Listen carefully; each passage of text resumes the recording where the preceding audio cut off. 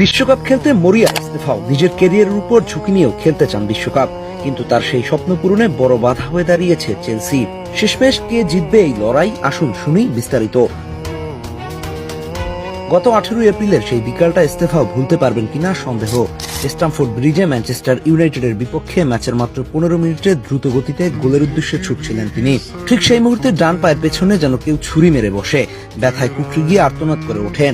উঠে দাঁড়ানোর চেষ্টা করলেও পারলেন না। কাঁধে ভর দিয়ে মাঠ ছাড়ার সময় চোখ দিয়ে পানি গড়িয়ে পড়ছিল। সেই কান্নার আড়ালে ছিল একটাই ভয়, বিশ্বকাপ স্বপ্ন ভেঙে যাচ্ছে কিনা।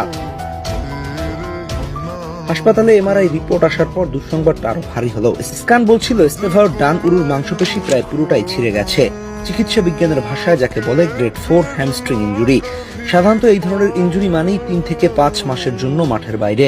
অস্ত্রোপচারই চিকিৎসকের প্রথম পরামর্শ, কারণ এতে চোট পুরোপুরি সেরে যায় এবং ভবিষ্যতের ঝুঁকি কমে। কিন্তু এস্তেফাও কানে নিলেন না কথাটা। অস্ত্রোপচার মানেই তো বিশ্বকাপ শেষ। অপারেশন থিয়েটারে গেলে 3 থেকে 5 মাস রিহ্যাব। জুনের 13 তারিখে মরক্কোর বিপক্ষে যে ম্যাচ দিয়ে বিশ্বকাপ শুরু হবে, সেই ট্রেন ধরাই যাবে না। তাই 19 বছর বয়সী এই তরুণ নিলেন কঠিন এক সিদ্ধান্ত, অস্ত্রোপচার করাবেন না তিনি। চেলসির ডাক্তারি পরামর্শ আর ক্লাবের দীর্ঘমেয়াদী ভাবনা সবকিছু একপাশে সরিয়ে রাখলেন। বেছে নিলেন রক্ষণশীল থেরাপি, মানে অপারেশন ছাড়াই ফিজিওথেরাপি, বিশ্রাম আর ধাপে ধাপে মাঠে ফেরার চেষ্টা। রক্ষণশীল চিকিৎসায় গ্রেড 4 ইনজুরি সারাতে গেলে সময় লাগে কম করে 10 থেকে 12 সপ্তাহ। অর্থাৎ বিশ্বকাপ শুরুর কাছাকাছি হয়তো ফিট হওয়া যাবে, কিন্তু কোনো গ্যারান্টি নেই। অথচ এস্তেফাও রাজি। বিশ্বকাপের মঞ্চে একবার নামতে পারলে বাকি সব ঝুঁকি নিতে প্রস্তুত তিনি। ওর জন্য এই বিশ্বকাপটাই ক্যারিয়ারের এখন পর্যন্ত সবচেয়ে বড় প্ল্যাটফর্ম, ঘনিষ্ঠ সূত্র বলছে। তবে চেলসির ভাবনা পুরো উল্টো। তারা এস্তেফাওর অস্ত্রোপচার না করার সিদ্ধান্ত মেনে নিয়েছে বাধ্য হয়েই, কারণ তারা জানে অপারেশন করলে বিশ্বকাপ খেলার সম্ভাবনা পুরোপুরি শেষ।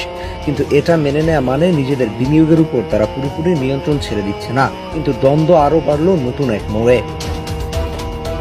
এস্তেফাও ইংল্যান্ডে বসে চিকিৎসা করাতে চান না, তিনি ফিরতে চান নিজের দেশ ব্রাজিলে, পুরনো ক্লাব পালমেরাসের চেনা পরিবেশে। নিজের পরিবারের কাছে থেকে চিকিৎসা করাতে চান তিনি।